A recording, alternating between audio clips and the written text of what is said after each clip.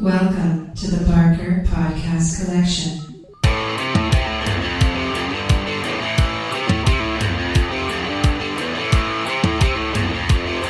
I suck, you suck, I suck at Call of Duty.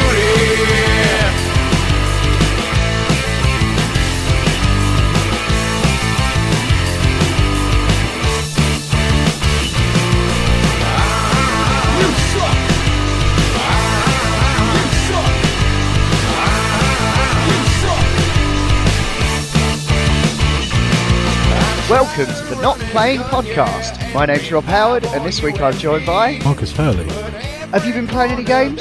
You've been playing Pokemon or something? Yeah, I seem to have become like the weird guy who should be living in his parents' basement. No offence to any Pokemon fans, but Which one is this? Well, my missus is a big Pokemon fan, and since we've both been playing Pokemon Go, we just trailed off, but we still kind of do it as a weird.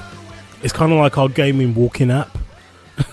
Yeah, it's fun. You know, it's we're still kind of keeping up with that a little bit. But yeah, since Pokemon Moon's come out, I now own a 2DS and a copy of Pokemon Moon, while she got Pokemon Sun.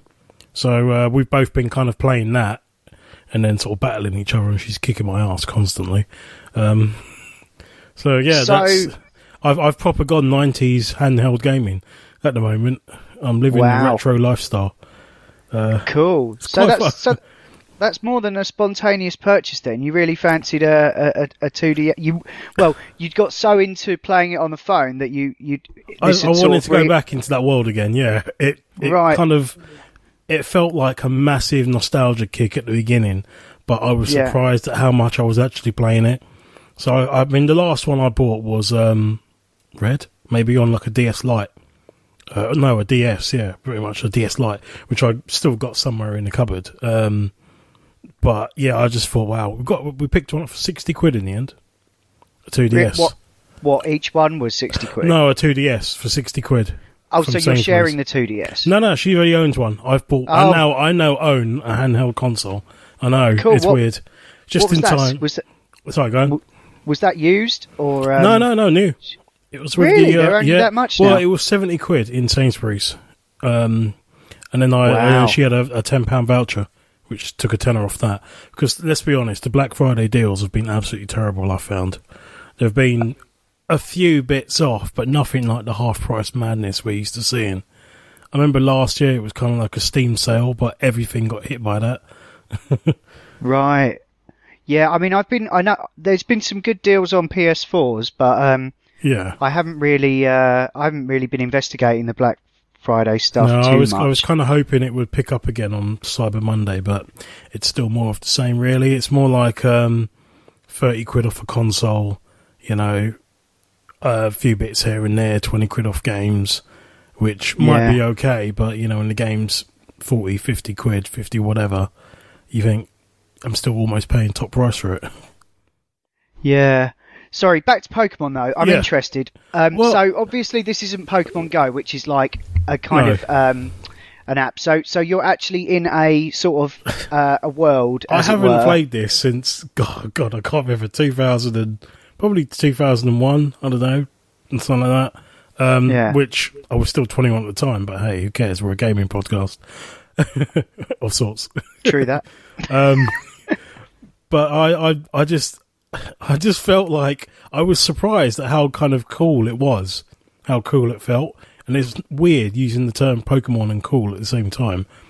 But so you sort of make up a character like you do in the Go version? You've got a choice of different variations and stuff. But then it unlocks more. So you reach a part of the town. You start off in a little village. It's basically set in this kind of Hawaii-esque idea, and there's lots of islands around, and you start off on one of the islands. And you get your starter Pokemon, and then you go out into the world, and then, you know, you meet your mum and all that sort of thing. You've got a house, and you go off and you meet there's always a professor. It's a very formulaic thing.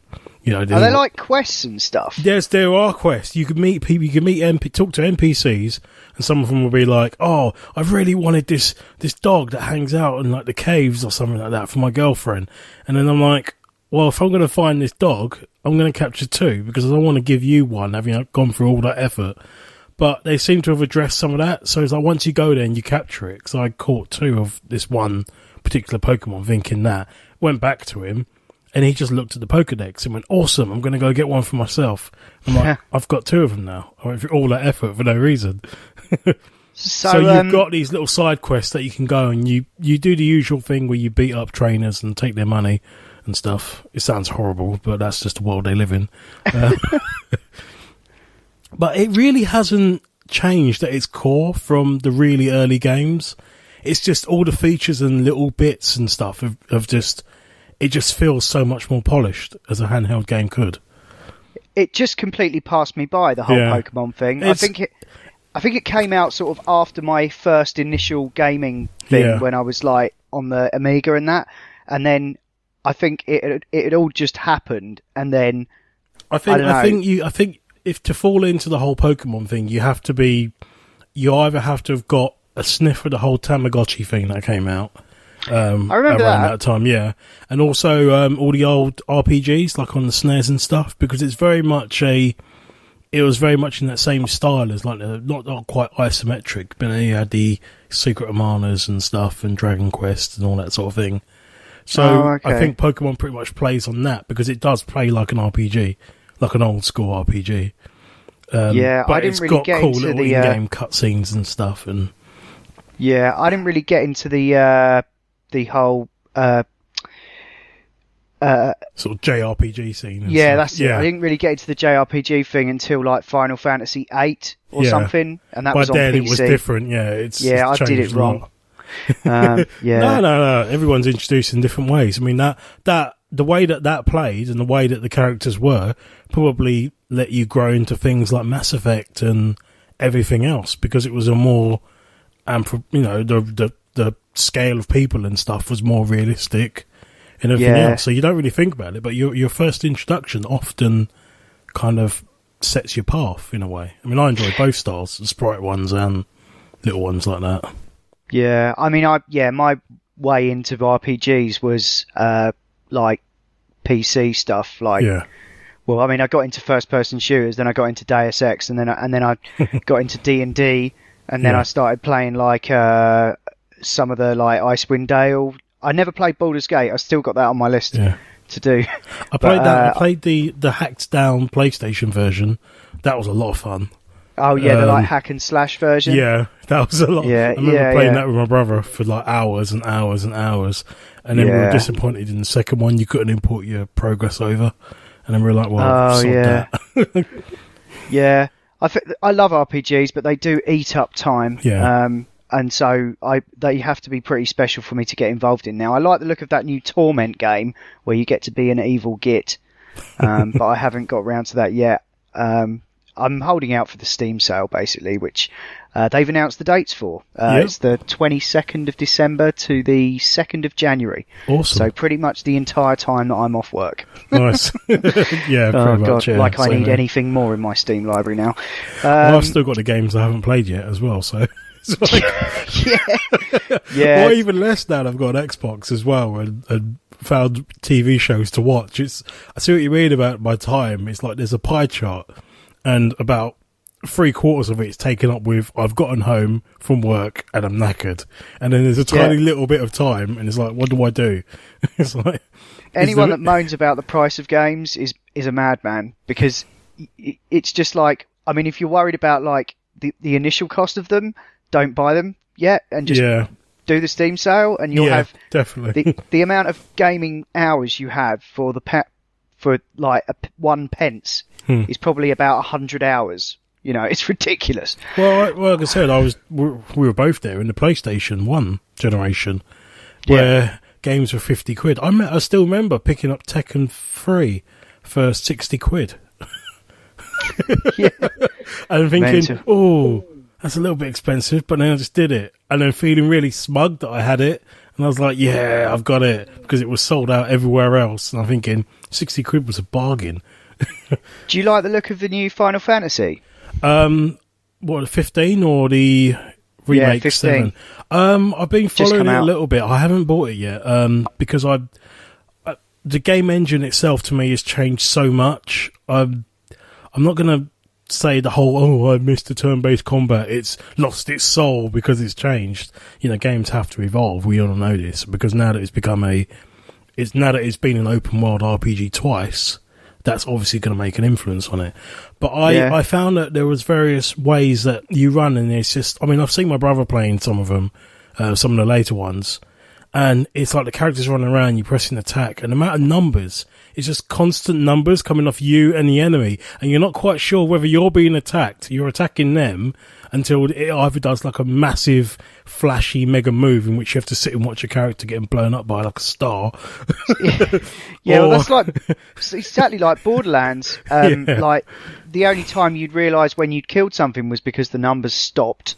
I remember that, yeah. I played that a few times. It's just very bright, and you're like, kill, shoot. They've stopped moving. I've won. It's just like... Yeah. But anyway, as for games I've actually been playing, I've not really played much different since last time, really. I'm still making my way for Uncharted 4, and that's fab. That'll be in my Game of the Year conversation. I've been playing... I'm about 3 chapters in on Dishonored 2, and I don't know at the moment if that'll be in my Game of the Year conversation, but it's Dishonored, and I like the first one, so I'm still not decided. But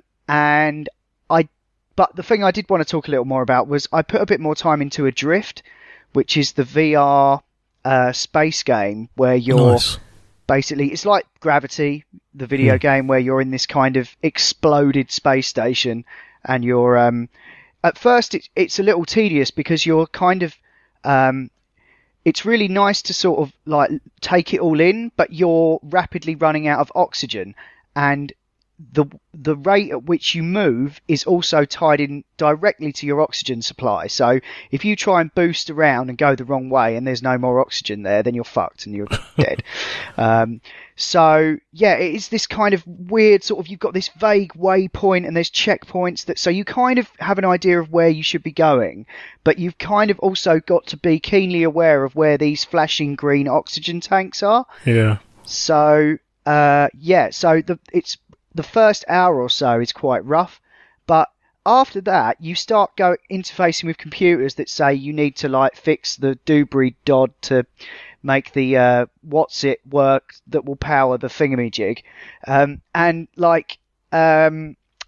suddenly it starts becoming more interesting. You get to hear like radio logs from some of the unfortunate people that have died in this catastrophe that you don't really know what it is. And you start sort of going, you're not just going sort of around these space stations, you start like going, up, and it's like, it totally fucks with your bearings completely. And you get your suit gets upgraded, so the search for oxygen isn't quite so intense, and you're kind of allowed to explore a little more. So I stuck it on for like probably the second or third time last night, and it was really late, and I knew I needed to crash, but I didn't want to stop playing it. I was really into it, like I haven't been with any game. I'm sort of used to playing a mission of Uncharted and then going, well, that'll do me.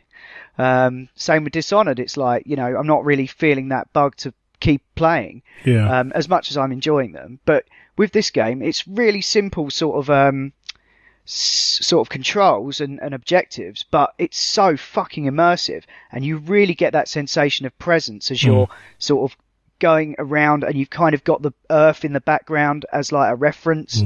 And you feel awkward, so even though it's not direct hand-to-hand sort of control, because I haven't got the touch things yet, and it doesn't support that anyway. I don't know if it will later. Isn't it?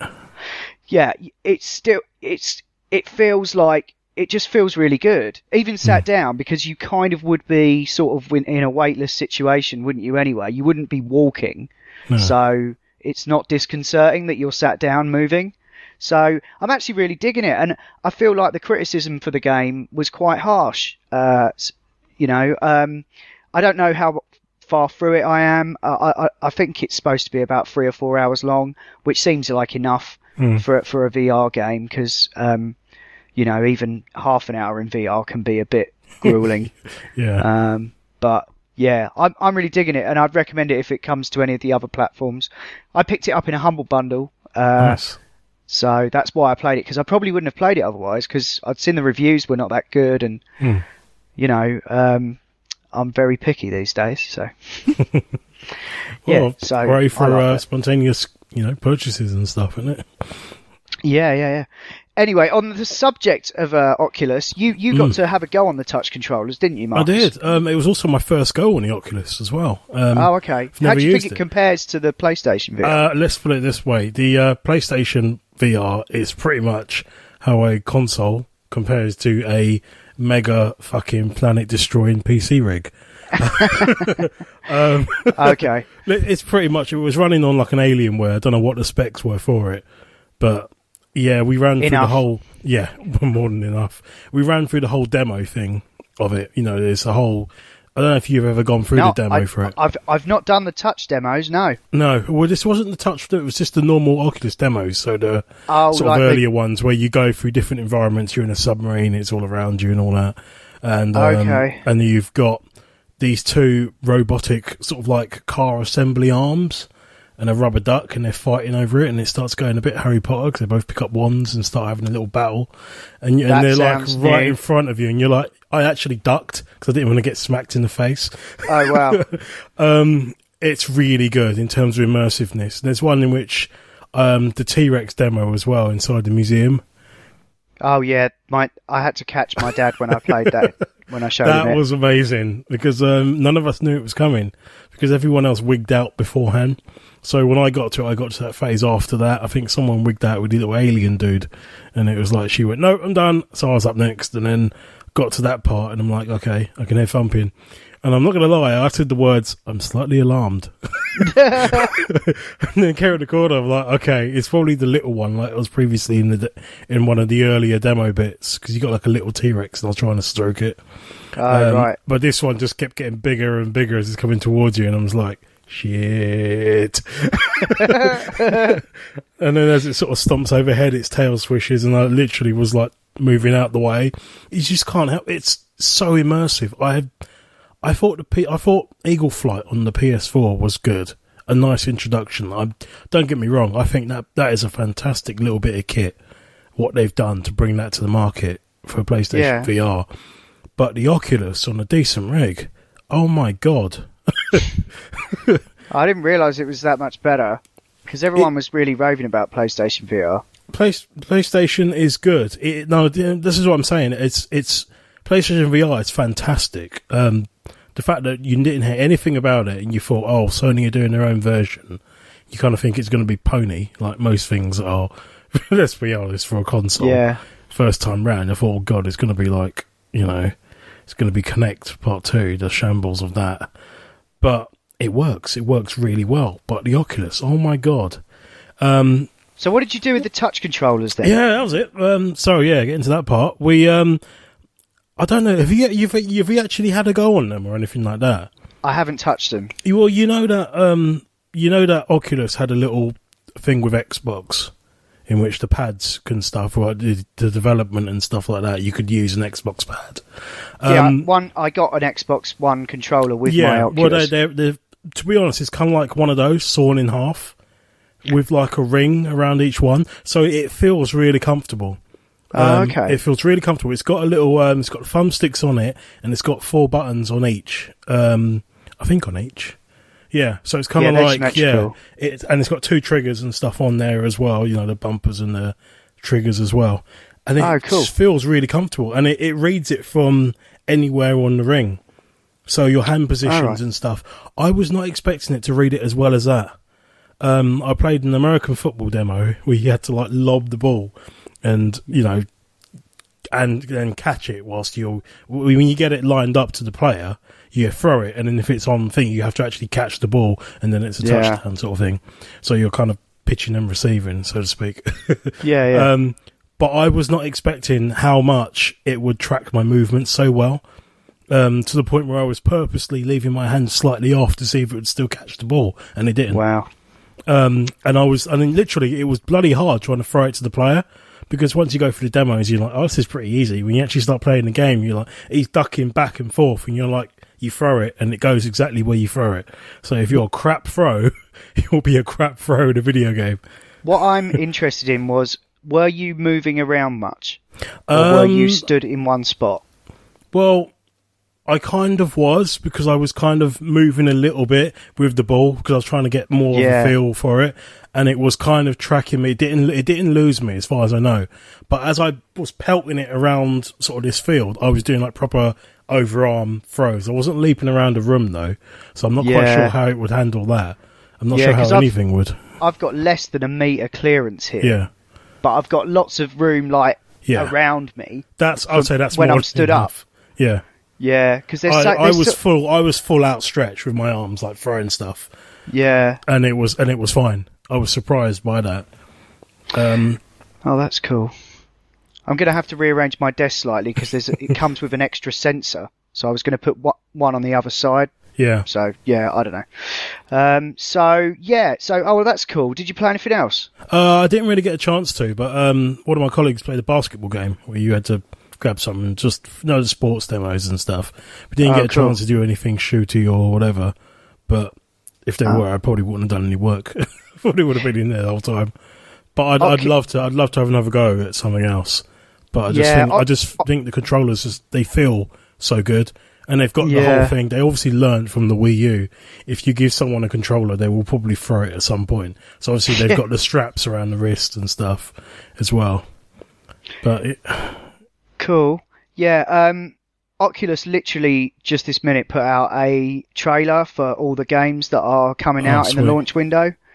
So there's some great stuff on there. If you pull it up, there's the big one, the Unspoken, is basically the Doctor Strange simulator where you get to basically take part in wizard battles and be Harry Potter with your hands and stuff. Yeah. So that looks cool. Rip Coil's like a game with a disc. That looks pretty cool. Super Hot. Yeah. That's a game that I've been putting off playing because I figured it would be worth waiting for VR. There's a few games like that. The Climb seems like a no-brainer. Please Don't Touch Anything is a game that I'm about to buy, but that's getting support. Dead and Buried, the Western shooting game, that looks awesome. There's all the stuff that was on the Vive initially, like Job Simulator and what's the one? The fantasy one, the one that Call of the Starseed, the Gallery. Okay, cool. That was the one that Patrick was raving about. Space Pirate Trainer. There's an absolute ton of stuff coming out. Looks pretty good, actually. Windlands, which is a game that I tried to play without the touch controllers. Looks like it makes much more sense. Technolust, another game that Patrick was banging on about for ages.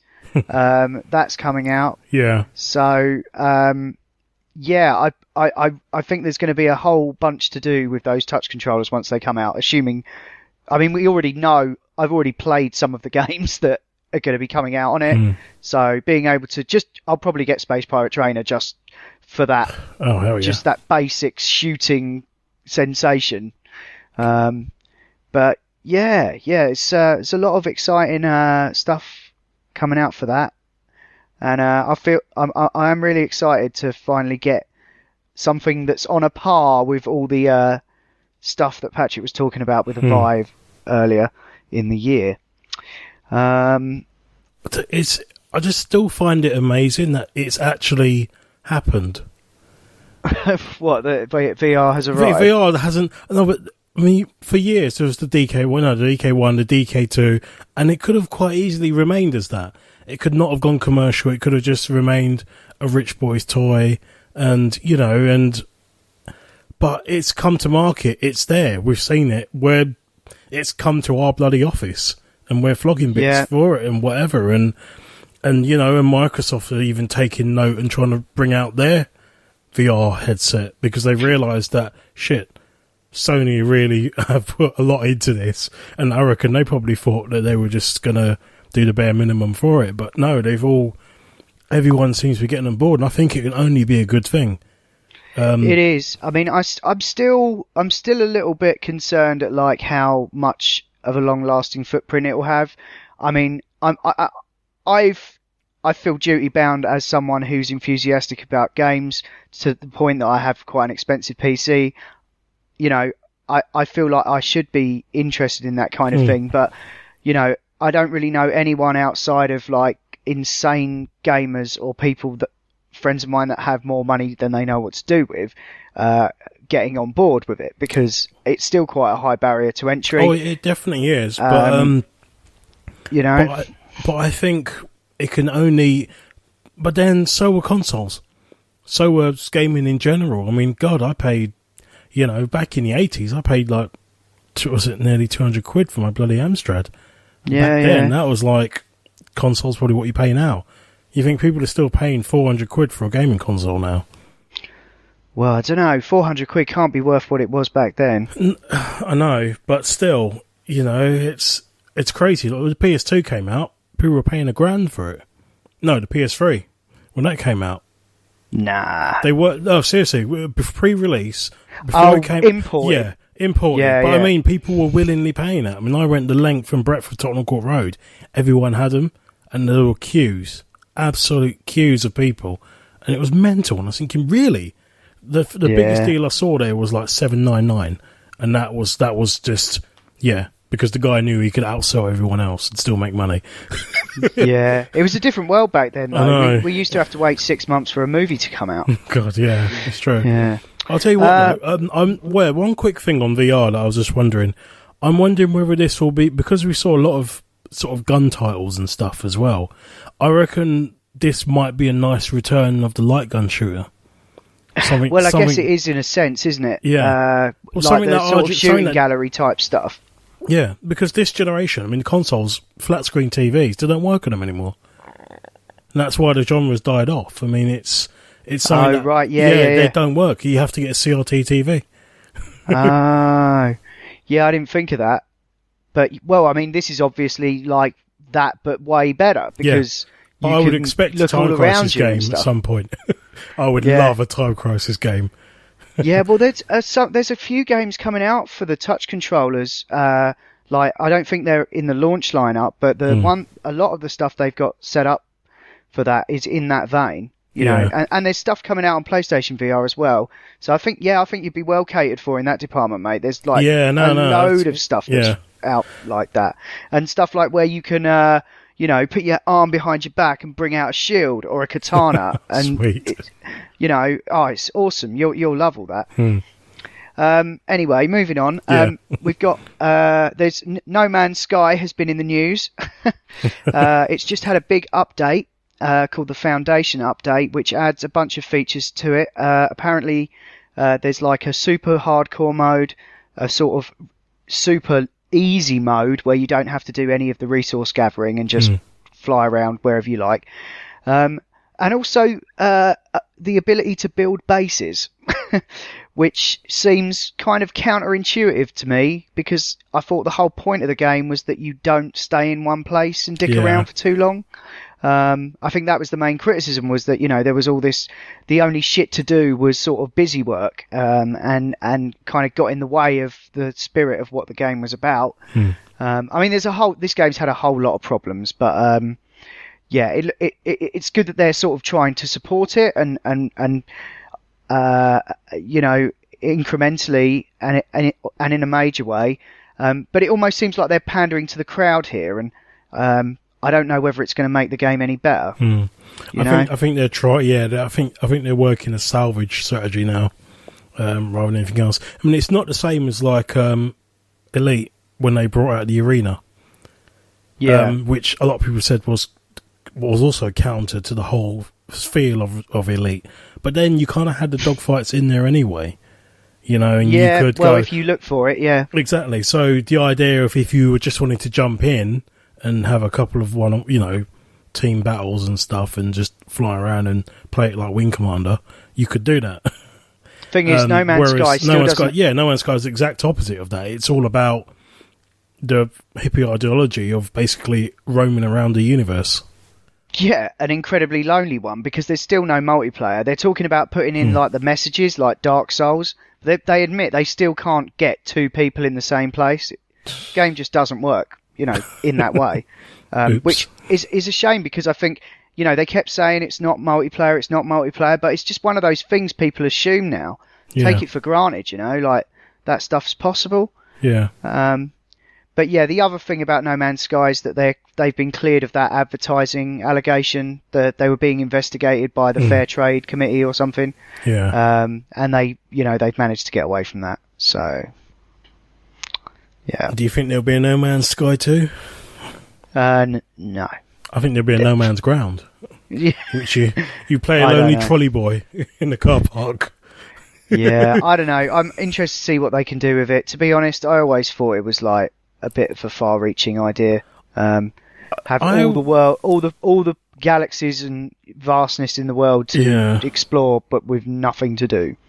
I thought it was great in the way that it looked like a 70s sci-fi thing, and I thought it was going to be contained to say like one solar system. That would have been no. But then they said it's like infinite. We're gonna randomly generate planets and everything, and I was thinking, well, how does that work? Yeah, you're basically the game might as well just be called "I've Got Lost." Yeah, pretty much. Okay. Next thing I've got here is that apparently it was announced ages ago that Telltale were working with Marvel, and it seems like that Marvel Telltale game is going to be based on Guardians of the Galaxy. So, yeah, I don't know. I'm in two minds about this. Obviously, if they can get all the voice talent and everyone involved, it could be very cool. Very expensive as well. So I do wonder if they're going to have like Chris Pratt and stuff doing it. They managed it with Game of Thrones. They had all them people in it, but I wonder if like you're going to end up, they'll kind of show up, but you'll be sort of in a new outfit of some kind. That's kind of how the Game of Thrones thing worked. Yeah. Also, Telltale have already made a Guardians of the Galaxy game. It's called Tales of the Borderlands. To be honest, True. because there's a moment in that. Did you play through any of that? I didn't know, not yet. Well, there's like in the 4th episode, there's just this bit where like there's like a preamble at the start of each episode, and then like normally a track kicks in. Yeah. And there's just a moment in that was just absolutely golden, and I was like, this is Guardians of the Galaxy. It really is. You know, a group of misfits all banding together to like take on some crazy heist with questionable moral value and stuff. And so I'm just thinking, like, it just seems like a bit lame. It's like Telltale, like, I think they need to sort of get out of their comfort zone and try something new, you know? I thought, you know, Walking Dead was quite brave, and I wish they'd do another Fables game. That Wolf Among Us one was fantastic. Yeah. Have you played many of the Telltale games? Not many. I know that I do like the idea that they're kind of literally stories and stuff, and they're but I think motion they could do comic books basically. Yeah. Like you totally they could do a lot this more. stuff. I mean, they could just take. I mean, hell, they could probably do Preacher or whatever or anything, or probably not Preacher now that it's taken off and AMC own it. But you know, you've got a whole series of stuff out there. Well, they've done Batman. Yeah, I've heard about that. Yeah, the argument. But it's normally stuff where they've kind of got enough creative freedom to make their own story out of it. So I think Preacher would be difficult because that's a very specific story. I mean, they've messed with it a bit in the TV show, but only in the sense that they created a prequel to it. Yeah, to the comics. Yeah. So, minor spoiler. It's been out long enough. Yeah. But but I mean, not necessarily that, but anything. I mean, you can literally walk into a comic book shop. I mean, you could do some of Neil Gaiman stuff, like the Sandman Chronicles. You could do anything, really. I mean, the world is their oyster, because they've proven themselves with quite a few titles now that they make some nice little nifty games. Yeah. That work quite well episodically as well, so. Definitely. So, yeah, next up, massive amount of news on the new Mass Effect game. I don't really know if I could go into this. I was hoping Adam would be around this week because he would have probably had quite a lot to say about this. But what are the sort of broad strokes of this is that there won't be character classes. You'll just sort of level up more naturally. There's going to be a wider range of sort of options in terms of conversation. Of course, there'll be the romance options. There's a whole lot of stuff here to go through. The link's in the show notes, and you can knock yourselves out reading about that there if you haven't already. It's been out for a while now. I'm still interested in Mass Effect. It's supposed to be out early next year. I still don't think they've shown enough of the game for that to be a thing that's really going to happen. I wouldn't be surprised if it gets pushed to the end of next year. But right now they're saying it's on for like February or March, I think, next year. Yeah. So be very interested to see if that actually happens. And the final bit of news I've got here is that there's a new Hearthstone expansion arriving literally, I think, tonight. It's going to have about 130 new cards. They're doing some crazy stuff with factions. They're splitting the 9 classes into 3 different factions, and I think I'm not sure how that works exactly. These things, I mean, this is a game I play casually on the train, so I find it quite takes a while for me to penetrate it, really. But there's a lot of new cards, a lot of potions and stuff. Okay. I think there's some way of manufacturing your own or something, maybe. There's a lot to read through. Again, I've put it in the show notes, so if you're particularly interested in Hearthstone, then that's there as well. I did give it a start, but then I kind of fell out of it a bit. I don't know. I think I have a problem with attention. I have like gaming attention deficit disorder at the moment, kind of thing. It's one you have to chip away at. I'm trying to get out of it. Huh? It's one you have to chip away at, Hearthstone. Yeah. It took me a good 6 months before I had a deck that could do anything on ladder, and I still rarely get above rank 17. And there's like 25 ranks, like 25 to 1 to legendary. I've never got anywhere near that, but I still find it quite entertaining because the feeling of beating a real player, even though they could be like an alien for all I know, it's just immensely satisfying because it's like, you know. Yeah, I know. It's just like winning a game of chess, you know. It's just satisfying. It's like, go home, son. You've been served. Yeah, and especially when you know, like, you've destroyed them like so early on, and then sometimes you get nuked from out of nowhere, and it's like, you motherfucker. You know, it's just drama. It's exciting. Yeah. And they keep they keep adding these new cards and stuff to keep you interested. You know, I'm playing a totally different deck to what I was a year ago. But yeah, those Blizzard games have long legs, so yeah, maybe if you got into one of those, that might help with your attention deficit. Maybe. I have no choice. Or I'll just become really furious at everything. Treat everything like a Hearthstone battle. Well, I can teach you, mate, but it would probably be self-destroying for you. Take another 6 months for me to chip away at the learning. Well, the best thing I would say to anyone who's interested in starting it is to just pick a class and just run through there and basically unlock all the other classes and then go online and read like what are some good basic decks that don't require you to grind any dust or have any of the legendaries, and just go up to like level rank 20, and like you probably find that quite fun because you can't get knocked down until you get to rank 20 anyway. After that, it's like a tug of war, like, because you'll win one and then you'll lose one, and you'll be doing that all the way up to the top, sort of thing. Awesome. So yeah, but anyway, I won't bore you with that anymore. No, that's cool. It's cool. Yeah, it's quite interesting. I think that's probably why I've started with Pokemon. I think I'm trying to hit a reset in my brain somehow, so I've go back to the beginning. Yeah. Well, that's your drug of choice. Well, and, you know. Yeah, it's weird. I'm not going to lie, it's a bit strange. You know, I'm actually going to say my age. A 36-year-old man playing Pokemon sounds a bit wrong on paper and in the real world, but it's bloody fun, so I don't care. Stranger Things, mate. Stranger Things. I know. I've been enjoying it, and I'm going to continue. That's awesome. Yeah, I mean, I don't know. I mean, I'm wondering about stuff I still haven't got round to Titanfall 2 yet. No, I'm hoping to pick I. that up. I've still got some credits in my Xbox account, so I've got virtual money. So it doesn't matter, you know, when I eventually spend it. Yeah. So that'll be quite nice. So hopefully I'm going to grab that. Get it, so you can talk about it on here. I will do. By next podcast, I think I should have it. Yeah, although I'm Christmas try. is coming up, so I don't know.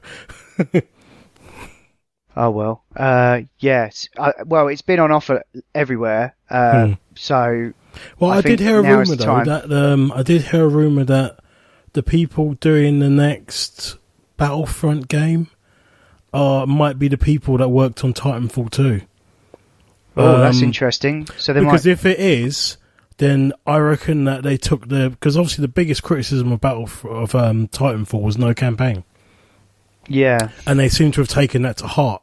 So I'm wondering, because Battlefront didn't have a campaign, I'm wondering whether the next time round it's going to have one hell of a campaign, because I've heard the things I'm hearing about Titanfall 2. It's some of the stuff that you can do in it, and some of the layouts and the set pieces and stuff, just insane. So I'm wondering if they're involved in that, whether they've let their creative muse go. Because I think the guys who did Titanfall 2, I think the last story they did was Modern Warfare 2 or something like that, which people heralded as a really great sort of one-player campaign game or co-op campaign game. So I'm kind of hoping that we'll get some amazingly awesome Star Wars campaign with the next Battlefront game, as well as all of the mental stuff going on. Because I think that's what's missing from it. It was a little bit. I mean, it's a hell of a lot of fun. You're in a Star Wars world, but it kind of feels a little bit soulless when you're going up against people that are just playing it and abusing you online. You know, Vader should not be killed by a cyclist. That's exactly why I could not stand it. I just don't have the patience for those sorts of multiplayer games anyway. I just don't have the reflexes or the patience of getting sniped from out of nowhere, and then applying that to a world in which I absolutely adore. It's just like, no, I just don't want to see it. I'd rather single player stuff. Yeah, that could be cool. I'm really hoping out. I mean, it's me kind of, putting bits together. I don't know if it's guaranteed that they've got the gig, but I really hope so. Because it sounds like they've done wonders for that game, and it was just, developers releasing it that kind of screwed it up.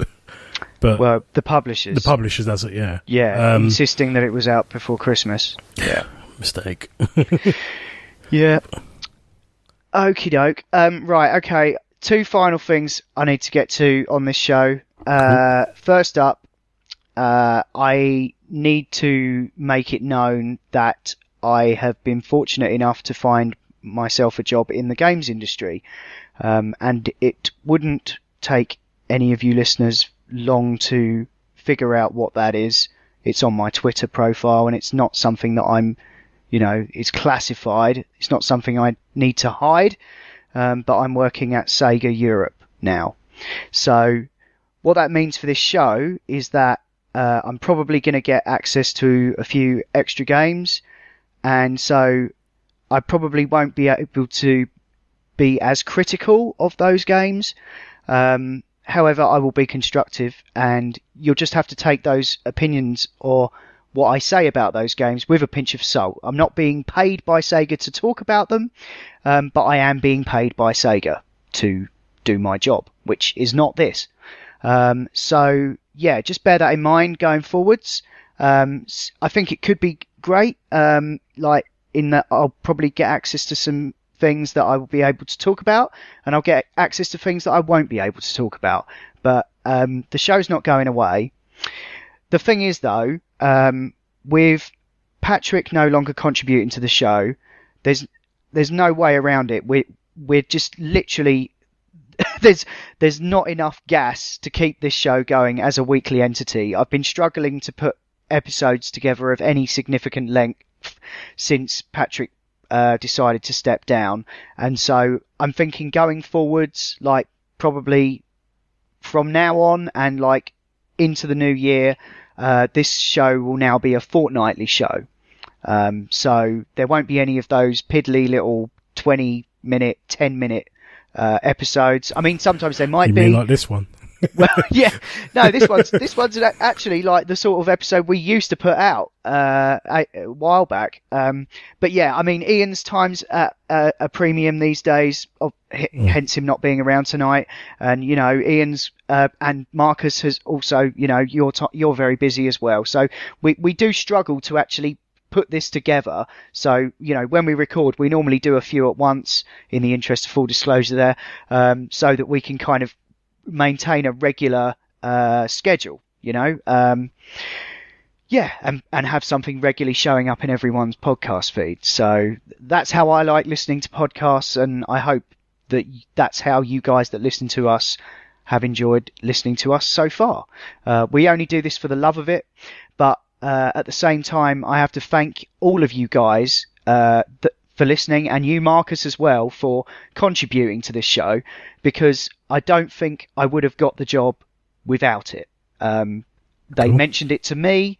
It's not at all the vocation of my job there, but I think in terms of just showing my level of commitment and enthusiasm for this industry, nice. I think that it really helped and made the difference. So I just want to thank you all, and we're not going away, but we're going to have to just step the frequency down a little going forward. So I hope you can bear with us and continue to listen. Excellent. I was going to say that you've just basically unveiled the curtain and showed everyone that the Emperor or the Wizard of Oz is actually a low-tier noob. But oh, what, in terms of how we record? Yeah. But, well, that was Ian pretty always good. I gives half that away. expected you to say, I'm now stepping down from this podcast to go and run the country. We're going to work for the great nation of Segonia. If only. Yeah, and by the way, listeners, if you're at all sort of like jealous of this situation I'm in, or envious at all, I would let you know now. My commute is 2 hours each way, so that's what I'm having to endure for this. But I will do it gladly because so far it's been a really great place to work. Yeah, I cannot deny. So yeah, you kind of get over the journey thing. Eventually, hopefully, maybe. Yeah, well, I've just been getting through it by watching shitloads of TV. I watched 2 episodes of The Strain on the way home tonight. Nice. This has been the Not Playing podcast in partnership with notlistening.co.uk, where you can also hear myself, Marcus and Ian talk about movies and TV on the Not Watching podcast, and Adam, Ash and Will talk about all manner of funny things on the Not Listening podcast. You can email us at notplayingpodcast@gmail.com, or you can tweet at or follow us on Twitter at notplayingpod. You can find the show notes for this show at notlistening.co.uk, and if you're listening to us on iTunes, then please do give us a review. Anyway, that's all for now. Thanks for listening. See ya. There's a stripper with no booty. My friend, I'm inclined to agree, 'cause I suck. You suck. I suck at